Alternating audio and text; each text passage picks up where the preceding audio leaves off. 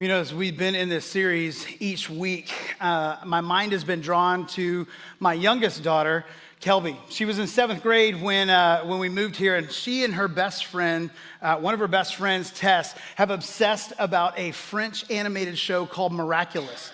So every time in the series of Meaning of Miracles, the word miraculous comes up, I immediately begin to think of them. And you might think, okay, that's a show, it's got to be focused on introducing a younger audience to the miracles of Jesus, and where each offering delves into the retelling of a miraculous event, and my daughter and her friend go away and they talk about that episode and study the Bible and pray together, and how can this apply to our everyday life?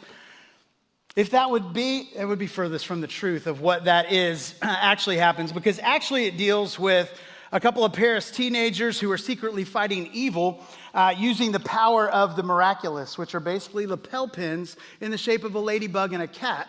And when they invoke the power of the miraculous, then they become ladybug and cat noir. And so you throw in a little teenage love triangle, some parental angst and confrontation, and voila, you have miraculous. They love watching this together. I mean, and I always know when a new season comes out or a new show or a movie version of it comes out, because they will schedule a sleepover. They come into the house giggling and with a varying combination of crumble and sheets and Starbucks. And then they scurry up to the room and they can't wait and they set up there, and I hear them laughing and being like, oh my goodness, if they would just get together, all these things go on and play, but it also is a reminder of a miracle that happened in her life.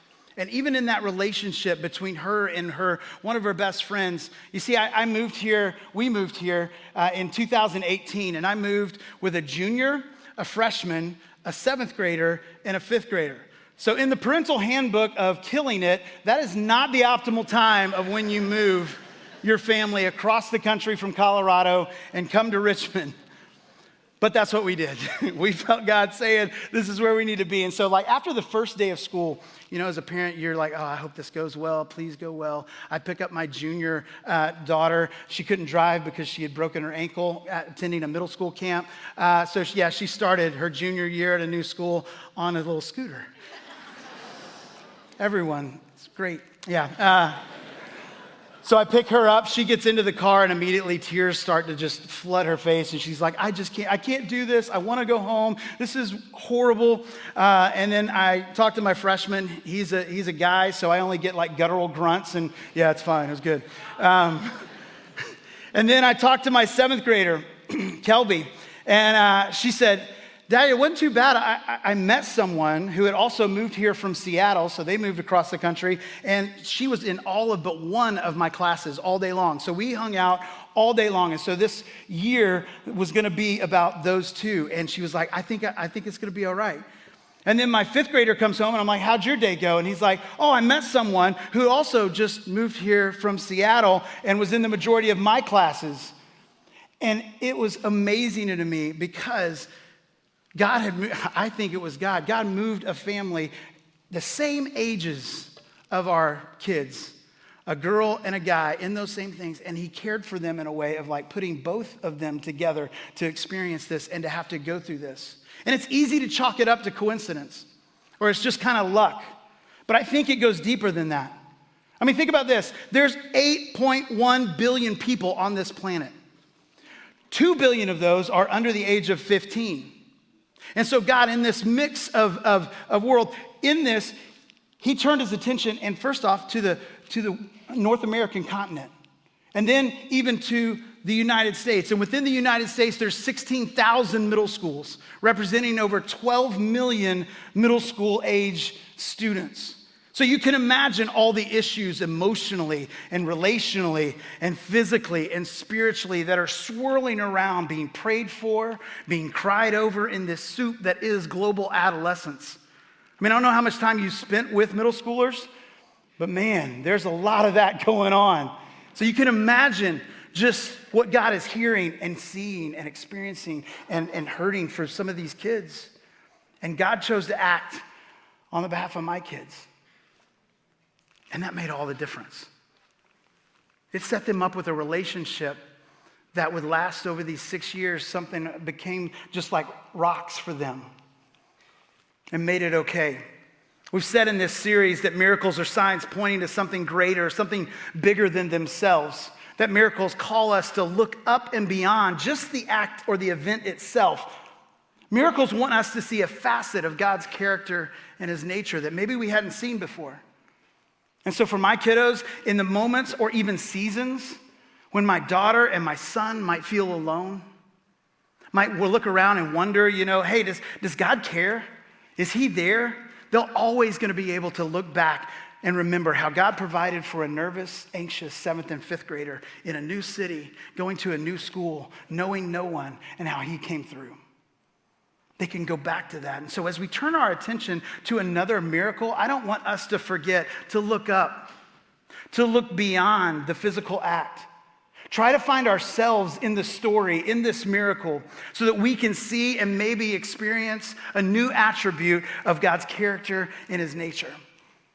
We're going to be looking at Mark 5, 1 through 20 this weekend, and we're looking at this incredible miracle of the restoration that happens at Gadara. And so just to set up the context of what's going on here, it's a pretty crazy story, so buckle up. After a long day of teaching, large crowds, Jesus calls his disciples together and he says, okay, hey, we're going to go to the other side. He took them to the other side, to those people. And so more than likely, the disciples probably weren't too happy about it. They're like, man, it's been a long day, and you're going to take us over there to those people? We don't go over there. But those people were the Gentiles. They inhabited a pagan region called the Decapolis, which basically was 10 cities that formed the eastern front of the Roman Empire at that time. And so Jesus was going, we're going to go there. But the disciples knew that, man, these people were unclean. They were unclean by Jewish standards. And so Jesus was about to establish a new standard by doing the miraculous on the water and on the land. A couple of weeks ago, David talked about Jesus calming the storm. It was in that story. It was like when Jesus said, hey, let's go to the other side. They get in the boat, and when they get out there, chaos breaks out on the water. The disciples freak out. They're thinking, okay, we are going to die. And they're waking Jesus up and like, hey, you've got to do something. You got to come through. And Jesus steps in and with a word calms the storm. And they all start looking at each other going, man, who is this man that can just speak and nature obeys? And so this is where our passage picks up. That just happened in chapter 4, verse 41. They're asking, who is this man? And then we get into chapter 5, verse 1. It says, so they arrived at the other side of the lake in the region of the Gerasenes. When Jesus climbed out of the boat, a man possessed by an evil spirit came out from the tombs to meet him. This man lived in the burial caves and could no longer be restrained, even with a chain. Even he was put into chains and shackles as often as he was. He snapped the chains from his wrists and smashed the shackles. No one was strong enough to subdue him.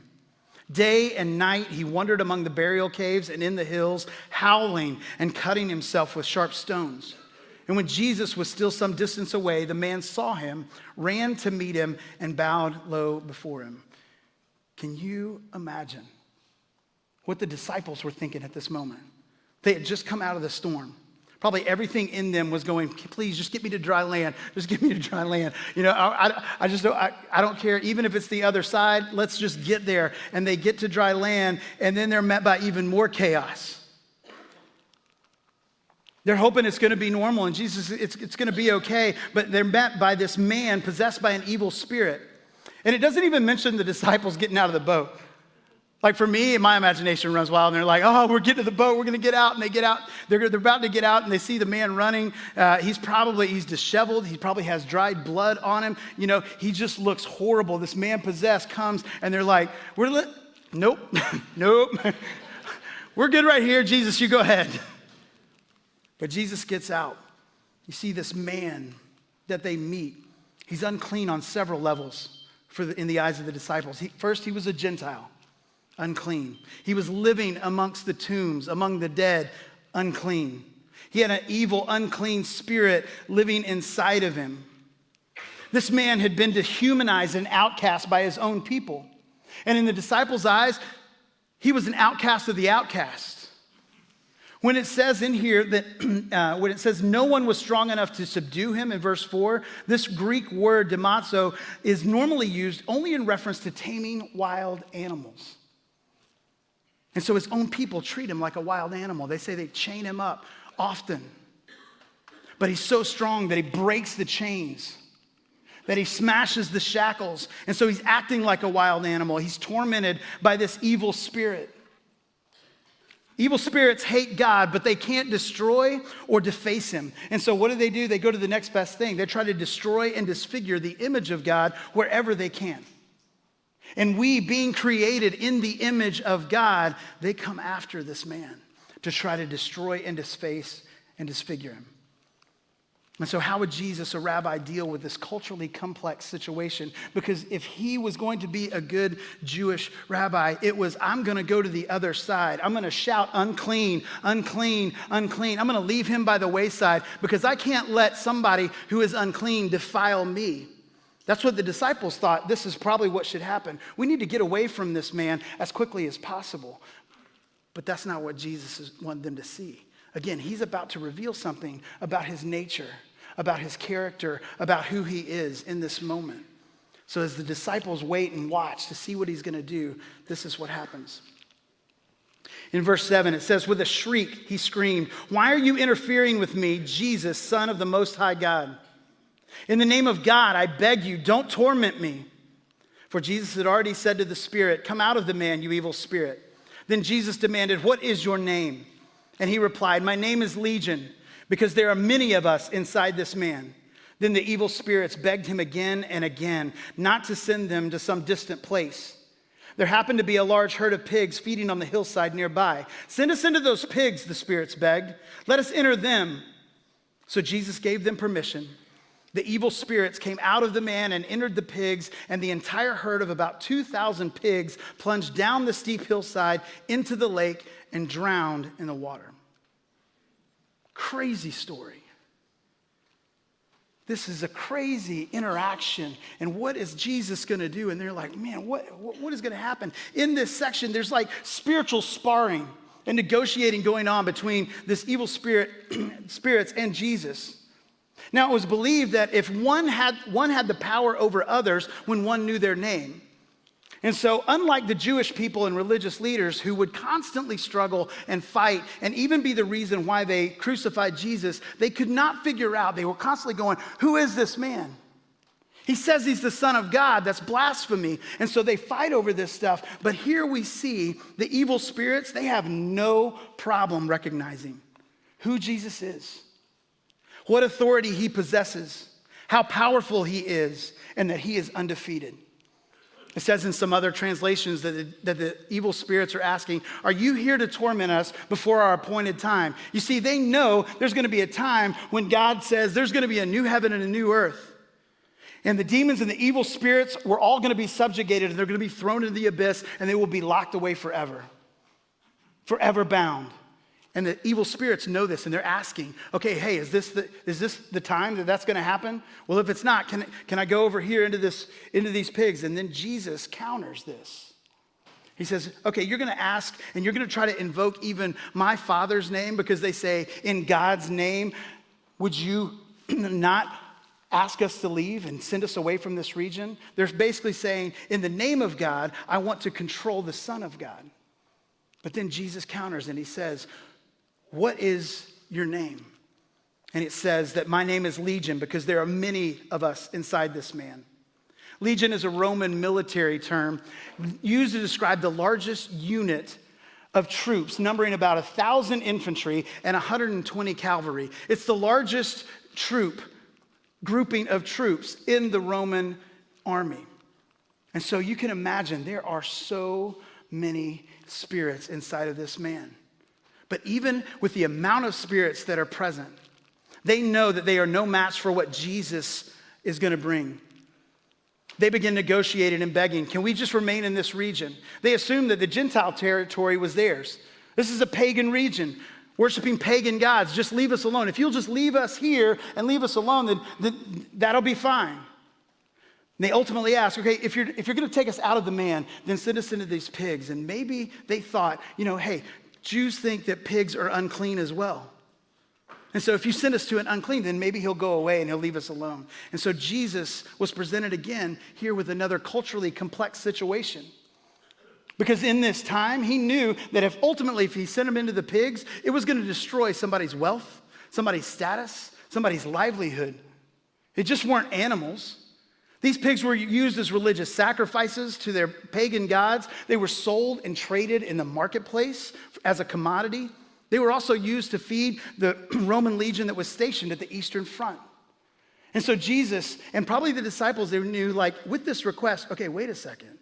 Is Jesus really going to save this man who's been terrorizing these people, who is unclean already? Like, is he truly going to save this man and then just throw away the wealth that has been gathered? The 2,000 pigs was enormous. And Jesus, again, he's going to point us to his unwavering faithfulness and love toward us, to his creation, his masterpieces. So he permitted the spirits to enter the pigs, and just like the man, the evil spirits wreaked havoc on the herd, plunging them into utter chaos. And pigs aren't hurting animals, but they begin in this chaos, as a result of the spirits, begin to plummet down the steep hill, and then they drown in the water. So Jesus shows the disciples, even one man is worth it. There's not a material thing in this world that is worth a man's life, that is worth a woman's life. And so we pick it up in verse 14. And it says, the herdsmen fled to the nearby town and surrounding countryside, spreading the news as they ran. People rushed out to see what had happened. A crowd soon gathered around Jesus, and they saw the man who had been possessed by the legion of demons. He was sitting there fully clothed, perfectly sane. And how did they feel? Afraid. They were all afraid. Then those who had seen what had happened told the others about the demon-possessed man and the pigs. And then the crowd began pleading with Jesus to go away and leave them alone. And as Jesus was getting into the boat, the man who had been demon-possessed begged to go with him. But Jesus said, no, go home to your family and tell them everything the Lord has done for you and how merciful he has been. So the man started off to visit the 10 towns of the region and began to proclaim the great things Jesus had done for him, and everyone was amazed at what he told them. You see, the crowd responds the same way as the disciples did on the boat in the previous miracle. They were afraid. They hadn't seen this power. Man, if there's something that is more powerful than that, we don't want to even be close to it. If he's going to destroy pigs, is he going to destroy us? These thoughts are coming in it, and they beg Jesus to leave the region. They fear for their loss of their possessions. They don't seem to care that Jesus has such power. They just want him gone. They evaluate it. Would I rather have my pigs, or would I rather have this man that has been tormented by evil spirits? They kind of go like, hey, we can cope with the odd demon-possessed man, wild man who terrorizes our neighborhoods and with random acts of violence. But man, being around somebody that has this amount of power, a Jewish man with this amount of power, I think we just better keep him at Lake's Link. Like, can you just go back over there, Jesus? Can you go back to the other side? They must consider Jesus more dangerous and worrisome than the evil spirits, and they miss the meaning of the miracle because of their fear and because of their selfishness. I wonder how many times I do that, or we do that, or we look at maybe something that Jesus might do in our life, and we evaluate the cost of it, and we kind of just go, I don't know if it's worth it. I think I'll keep my stuff. And we cling to it. It reminds me of like the rich young ruler that we hear in the New Testament, where he's asking God, how can I be with you in heaven? And he says, follow all my commandments. He says, I've done that. I've done all of those things. And he says, then sell everything you own and follow me. And it says that man, the rich young ruler, what does he do? He is sad and he walks away. Because his wealth and his possessions and all this stuff was more important than following Jesus. And so in this story, we see a lot of begging going on. We see the evil spirits beg to go into the pigs, and we see Jesus say yes. The crowd then begs for Jesus to leave the region because they're afraid, and Jesus says yes. And then when it comes to the man who has been completely restored and there's something different about him, he's in his sane mind, and he says what we think is probably the right response, right? We get healed, and Jesus, can I go with you? I want to come, I want to be a disciple with you. And he asks to stay with him. And Jesus says, no. The disciples must have been like, what? What's going on?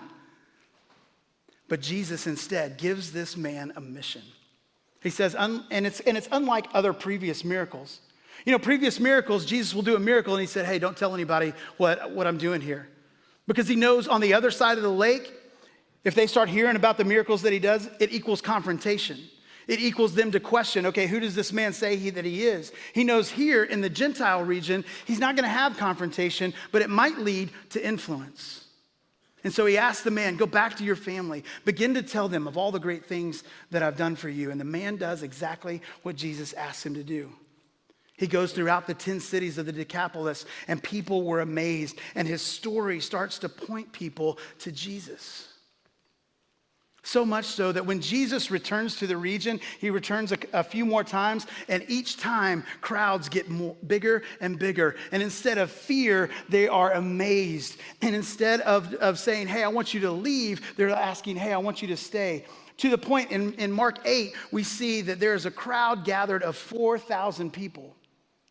That again, Jesus does what he had done on the other side of the lake when he fed the 5,000. He does the same thing in this Gentile region, and he feeds 4,000 people. And instead of 12 baskets left over, there's 7 baskets representing the 7 Gentile nations. And basically what Jesus is saying here is that everybody is welcome. Everyone is welcome. And who knows but that this man's story is the catalyst for a movement in the Gentile nations. They were coming to see Jesus. They were coming to hear Jesus as a result of a man who had been living in the tombs, howling at the moon, cutting himself, terrorizing villages. Nobody could subdue him, like a wild animal. And yet Jesus restores this man. And through that change, he begins to change the lives of others with his story. So where do you find yourself in this miracle? What is God asking you to look up and beyond in this story? Is it the crowd? Are you the man? In this instance, I think the miracle is pointing us to the fact that no one is too far gone for the grace of Jesus. No one. No matter where you find yourself, you might be just like the man. And maybe the circumstance that you find in your own life is you feel like you are all alone, that you are out of control, that things continue to just hit you in the face, and you don't know which way to go. And you feel like, man, because of my past, because of what I've done, if God truly knew who I was, then he wouldn't want me. I'm too far gone. And Jesus is saying, no. You are not. You are mine.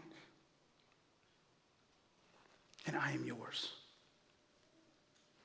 Now, probably for a lot of us, especially in the Western world, we don't encounter evil spirits in the same way that the Eastern world experiences. And I think it might be this, is that we don't need any help giving our lives to things that will destroy or decay us.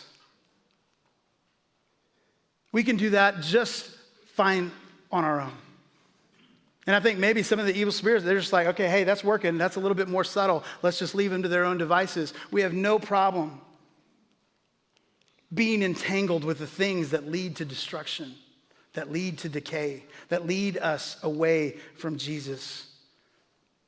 And maybe for some of us, we're screaming out in despair.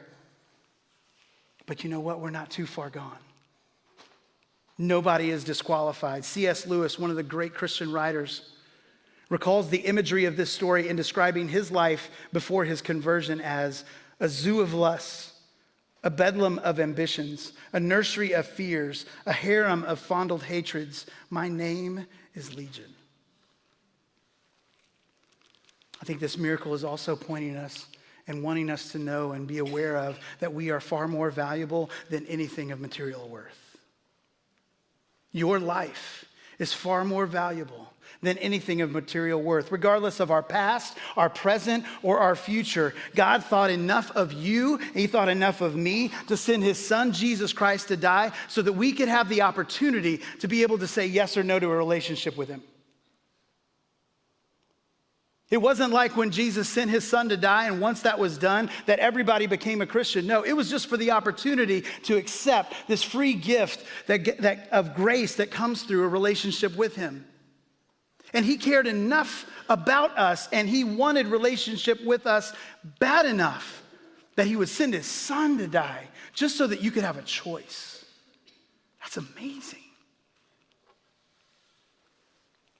We are far more valuable than anything of material worth. Job, money, status. He says, I love you regardless. And it also tells us this, that our story of redemption has tremendous impact on the lives who hear it. Probably one of the most powerful things that we possess is our story of how God interacted in our own life, how he came through, how he redeemed, how he restored a wretch like me. Because it's the one thing in all this world that can't be refuted. Nobody can come to me and tell me exactly like, hey, God didn't really do that in your own life. My experience with him is intimate. My experience with him is unique, and the way that he interacts with me. And so the more that I tell my story of how he loves me, how he interacts with me, the more that other people might go, you know what? I was in the same situation. Man, I was dealing with the same struggle.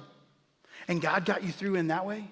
God came through for you, well, maybe there's hope for me. You see, there's power in our story. Because on that shoreline, God gave this man, this troubled man, a mission and a purpose about how his changed lives was going to change the lives of others. And so he tells us as well, your story has impact. Allow God to use your story to impact the relationships that surround your life and point others to Jesus. Our struggle is similar. And so we've got to be able to get our story out there so that others can have hope where they only know despair. Colossians 1:6 says this, this same good news that came to you is going out all over the world. It is bearing fruit everywhere by changing lives, just as it changed your lives. From the day you first heard and understood the truth about God's wonderful grace. You see, his plan for redemption and restoration in this broken world is that you and I carry a story that where we were redeemed and we were restored. And so as we share that, then other people can come to know it as well. So we've got to let Jesus do what only he can do. Realize that he didn't come to tame us. He came to transform us. He didn't come to bind us, to make our life miserable, to take away all the things of this world. He didn't come just to make us just miserable. He came to set us free. In him, we find transformation. In him, we find freedom. We become like that man. We can break any shackle. We can break any chain. Let's pray.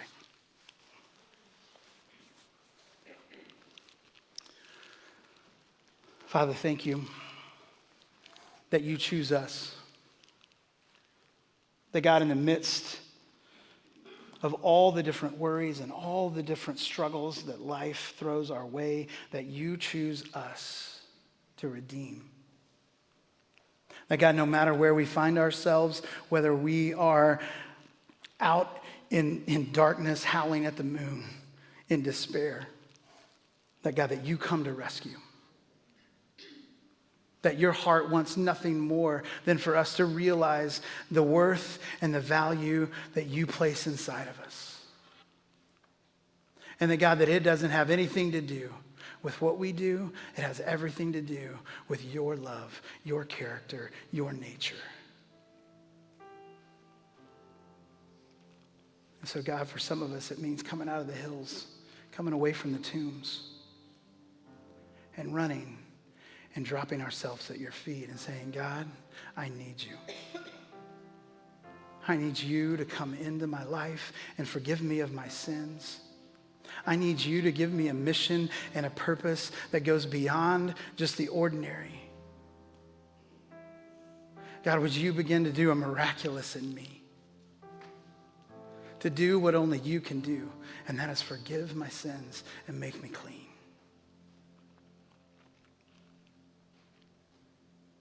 Father, may we be a church that shares our stories, that points other people to you, so that the area that you have us in, God, that they will know that you are a good God, that you are for them, and that you love them. Help our changed lives change the lives of others. It's in your Son's name we pray.